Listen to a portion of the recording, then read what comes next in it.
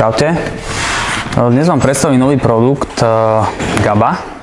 To je v podstate skrátka anglického názvu pre gamma-aminokyselinu maslovú, čo je vlastne derivát kyseliny maslovej.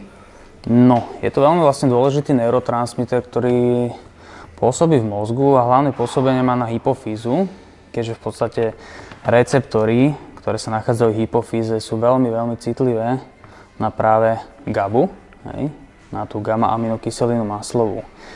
No, samozrejme toto pôsobenie má za následok hlavne zvýšenú tvorbu rastového hormónu a veľmi dobre vieme, že zvýšená hladina rastového hormónu má strašne veľa benefitov v rámci zdravotného stavu.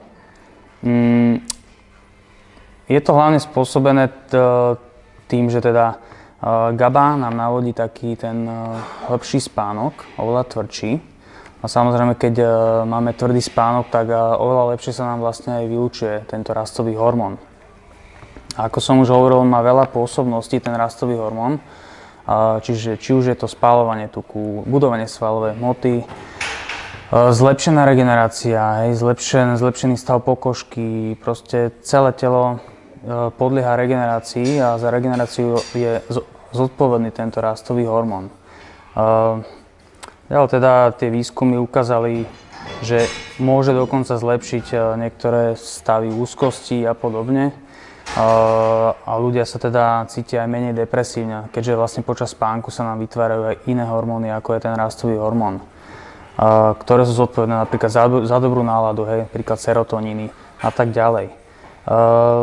Čo sa týka dávkovania, teda moja osobná skúsenosť s GABou je taká, že treba sa otestovať a nezačať príliš z hurta s vysokými dávkami, lebo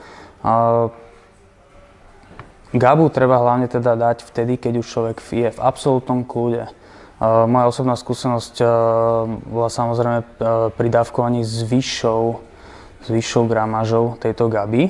Konkrétne užíval som 3 gramy, pri ktorých teda je dokázané aj lepšie účinky a zvýšenie teda aj tých hladín toho rastového hormónu takmer vlastne na ten dvojnásobok, aj viac.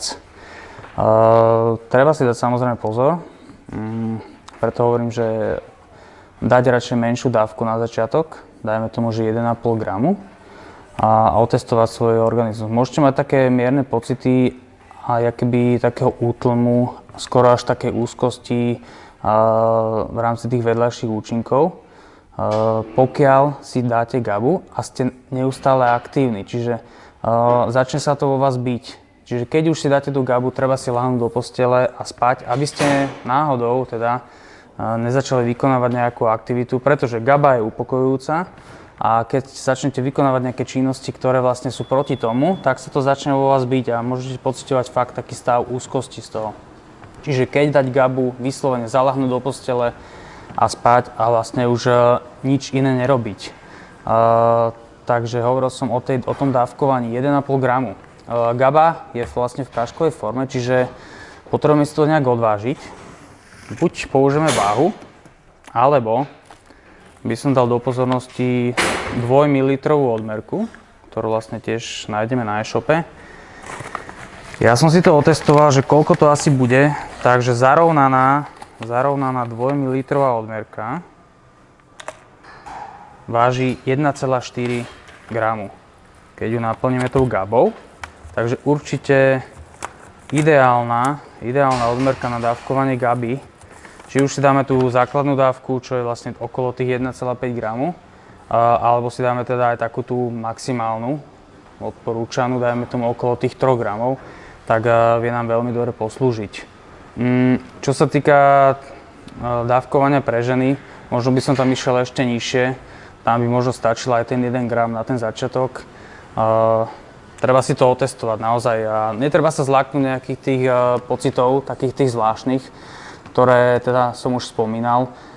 Tie zvyknú prichádzať naozaj len vtedy, pokiaľ človek si tú GABu dá a nie je v kľude. Takže určite nedávajte si to pred nejakou stresovou situáciou alebo pred nejakým rozčúlením sa, lebo nemuseli by ste sa cítiť z toho komfortne. Takže to je všetko, čo sa týka vlastne môjho odporúčania. Ešte teda spomeniem, že je to asi taký najuniverzálnejší produkt v rámci regenerácie počas spánku, hej, a velice účinný. To je všetko. Čaute.